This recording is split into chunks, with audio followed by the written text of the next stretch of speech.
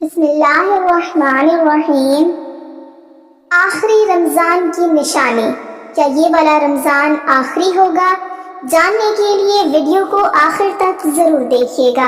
رسول اللہ صلی اللہ علیہ وسلم نے اپنی امت کو آنے والے ہر قسم کے فتنوں کے بارے میں نہ صرف خبردار کیا بلکہ مستقبل میں رونما ہونے والے اہم واقعات کے بارے میں بھی آگاہ کیا، خاص کر ظہور امام مہدی اور خروج دجال سے متعلق واقعات کو تفصیلاً بیان کیا ہے، یہاں تک کہ حق و باطل کے ان دونوں اماموں کے ظہور و خروج سے ماقبل کے حالات کو قدرے تفصیل سے بیان کیا اور کچھ نشانیاں خصوصی طور سے بیان کی تاکہ کسی ان پڑھ جاہل مسلمان کو بھی حق و باطل کی پہچان میں کسی قسم کا شک و شبہ نہ رہے۔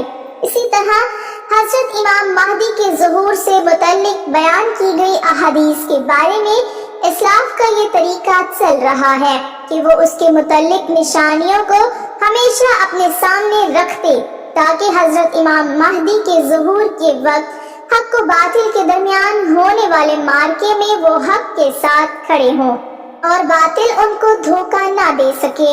حضرت امام مہدی کے ظہور سے قبل قریب ترین نشانیوں میں سے ایک نشانی رمضان المبارک میں ایک زوردار آواز سنائی دینا ہے، چاہے وہ چیخ کی صورت میں ہو یا دھماکے کی صورت میں۔ نصف رمضان کی رات یعنی 15ویں شب کو ہوگا اور وہ جمعہ کی شب ہوگی۔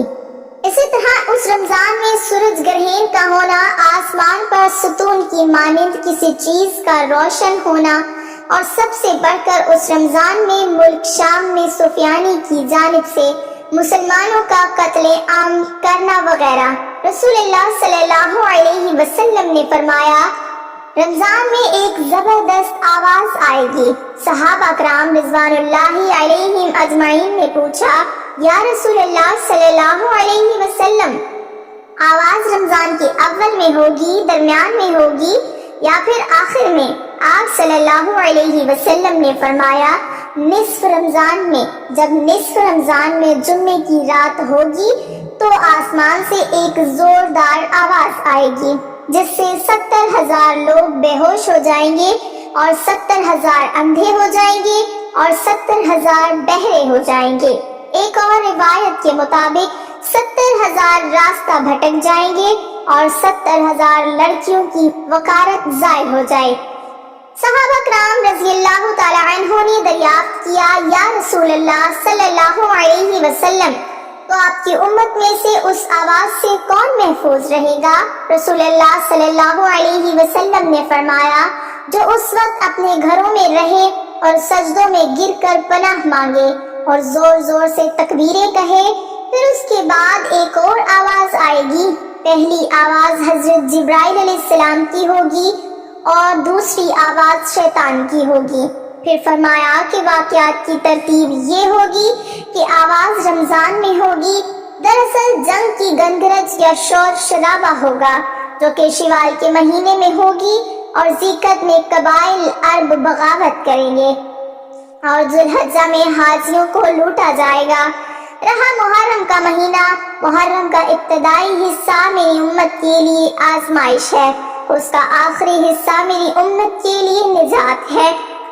اس دن وہ سواری بما کجاوے کی جس پر سوار ہو کر مسلمان نجات پائے گا، اس کے لیے 1,00,000 سے زیادہ قیمت والے اس مکان سے بہتر ہوگی جہاں کھیل و تفریح کا سامان ہوگا۔ رسول اللہ صلی اللہ علیہ وسلم نے فرمایا، رمضان میں ایک آواز سنائی دے گی، شوال میں شور شرابہ ہوگا اور ذیقعد میں قبائل کی باہمی کشمکش۔ اس سال حاجیوں کو لوٹا جائے گا اور مینا میں بڑا کشت و خون ہوگا، بہت سے لوگ قتل کیے جائیں گے۔ وہاں اس وقت خون ریزی ہوگی جبکہ وہ جمرہ عقبہ میں ہوں گے اور محرم میں ایک ندا دینے والا آسمان سے ندا دے گا کہ جان لو یہ مہدی اللہ کا خلیفہ ہے، اس کی سنو اور اطاعت کرو۔ حضرت عبداللہ ابن مسعود رضی اللہ تعالی عنہ سے روایت ہے کہ رسول اللہ صلی اللہ علیہ وسلم نے فرمایا، رمضان میں چیخ سنائی دے گی تو شوال میں شور شرابہ ہوگا اور ذیقعد میں قبائل کی بغاوت اور ذی الحجہ میں خون اور محرم کا مہینہ تو کیا ہی مہینہ۔ ہم نے پوچھا کہ یا رسول اللہ صلی اللہ علیہ وسلم یہ چیز کیسی ہوگی؟ آپ صلی اللہ علیہ وسلم نے فرمایا 15 رمضان المبارک جمعے کی رات کو دھماکہ ہوگا جو سونے والے کو بیدار کر دے گا، کھڑے ہونے والوں کو بٹھا دے گا۔ شریف زادیاں اپنی خلوت گاہوں سے جمعے کی رات کو نکل آئیں گی۔ اس سال زلزلے کثرت سے آئیں گے۔ جب تم جمعے کے دن فجر کی نماز پڑھ لو تو اپنے اپنے گھروں میں داخل ہو کر دروازے اور کھڑکیاں بند کر لینا اور اپنی چادریں اوڑھ لینا، اپنے کان بند کر لینا، اور جب تمہیں چیخ کا احساس ہو تو اللہ کے سامنے سجدہ ریز ہو جانا اور یہ پڑھنا کہ پاک ہے وہ ذات جو نقائص سے پاک ہے۔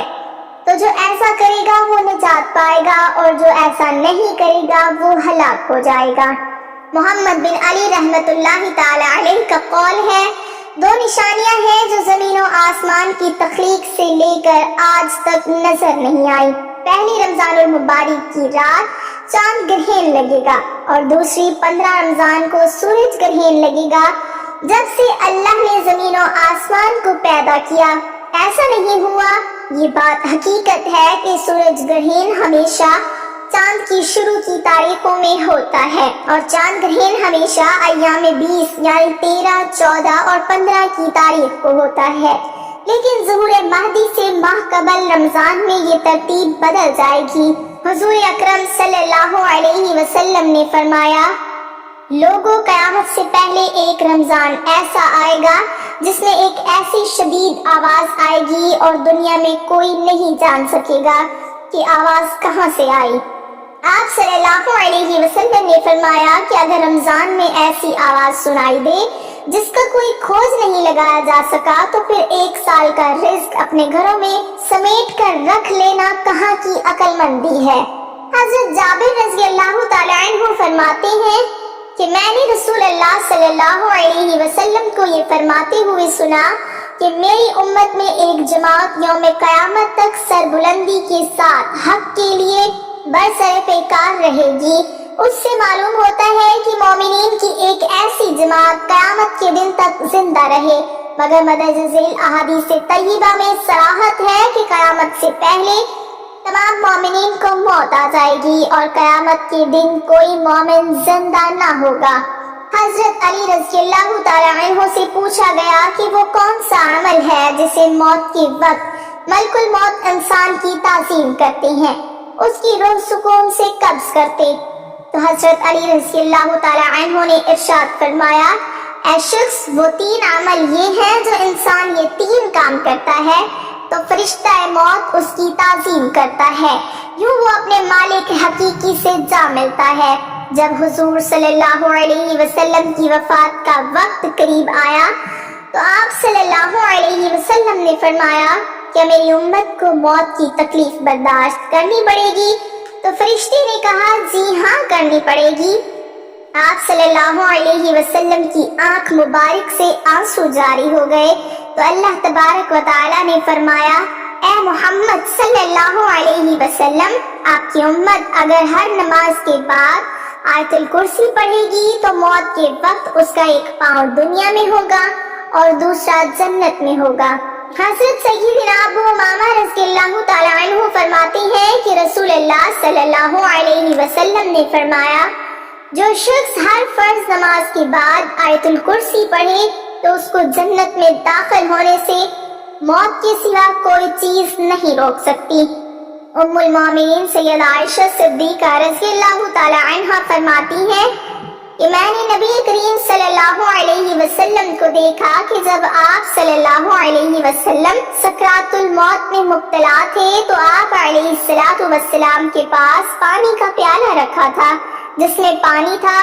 آپ صلی اللہ علیہ وسلم پیالے میں اپنا ہاتھ ڈبوتے، اپنے چہرے مبارک پر پھیرتے اور یوں فرماتے، اے اللہ موت کی سختی دور کرنے کے ساتھ میری مدد فرما۔ اللہ رب العزت ہمیں بھی موت کی سختی سے محفوظ فرمائے، آمین۔